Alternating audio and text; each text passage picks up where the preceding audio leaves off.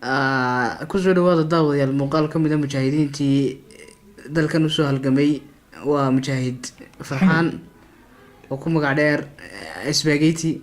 Farxaan wuxuu ka tirsanaa ciidamadii 16aad ee ka dagaalami jiray ama ka howlgali jiray shiita dhexe. waa mujaahid haatan dadiisu ku dhowdeeyay 100 jir.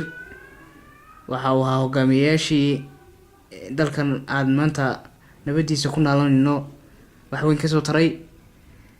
haddaba barnaamijkan daawadayaal waxaan idinku soo gudbinaynaa waraysi khaas oo aan la yeelanay Mujahid Faxan oo aanu ka wareysanay bal waqtigii uu jihaadka ku jiray, waxyaabihii ugu darnaa ee uu la kulmay, iyo bal maanta sidii la isbarbar dhigo waqtiga wadcigii ka jiray iyo maanta heerkaynu marayno.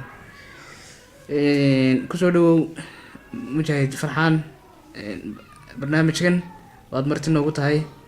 waxaan doonaa caawa inaan su-aal kaa weydiino bal jihaadkii aad soo gashay iyo cidda aad u gashay.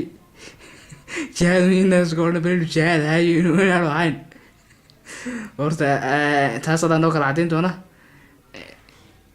waay Mujahid, magacaaga saddexan noo sheeg.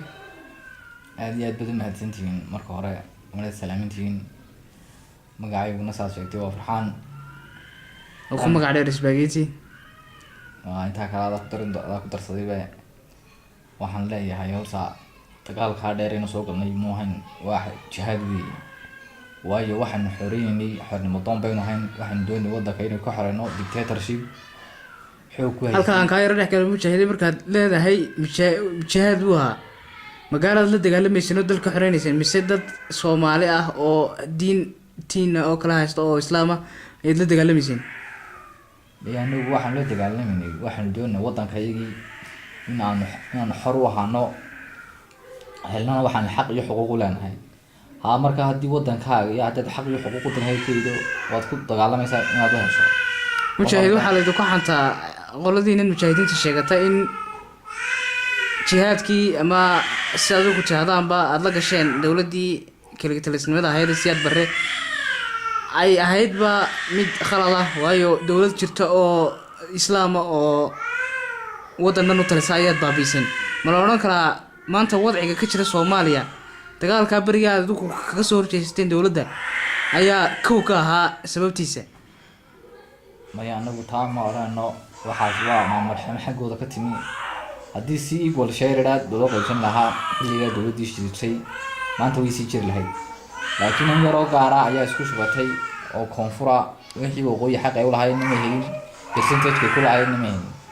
waxa la yidhaha tiri oo baarlamaan ah iyo wax yaroo kale wasiira ayay heleen. marka taasina ma ahayn mid u qalantaa waqooyiga. mar haddii waqooyiga koonfur leeyahay waxay in la helo equal wax maxay haday xaqana inta xaq u leedahay intana xaq waxay u leedahay hesho. waa runtaada Mujahid. waxaa caddeyd in markii labada dowladood ay isku biireen in xaqii ama xuquuqdii ay lahaayeen gobolada waqooyi aanay si toos u helin. laakiin halkaad dagaal ka geli lahaydeen oo dowladii jirtay ka baabiin lahaydeen miyaad af ku weydeen, miyaad hadal ku weydeen, miyaad qalin ku weydeen inaad xuquuqdiina soo dhacsadaan? maxaad ku kalifeen inaad dagaalantaan? iyo saa taqaanaan waxaan dictatorshipka la wuxuu iska leeyahay awoodo maxay haday kor iyo hoosa. waxaad arkaysaa qaar ku hoos jooga oo warkaa gudbinaya, qaar kula fadhiya oo war kala wada. markaa tan ugu kalifta anagu inaanu tan sameynaa waxaa weeye in aanu si gaara ula dagaalamno dowladdii xilligaa jirtay oo aanu ka xorowno dadkana ka xoreyno gumaysiga. ay maxay haday wadankoodana xor u noqdaan, xorriyatul qowlkooda iyo waxay hanti leeyihiin ay xor u noqdaan. waayahay daawadayaal, barnaamijkan mid lamida waxaynu kasii anba qaadi doonaa insha allah wiilka soo socda. wagaawad mahadsantihiin.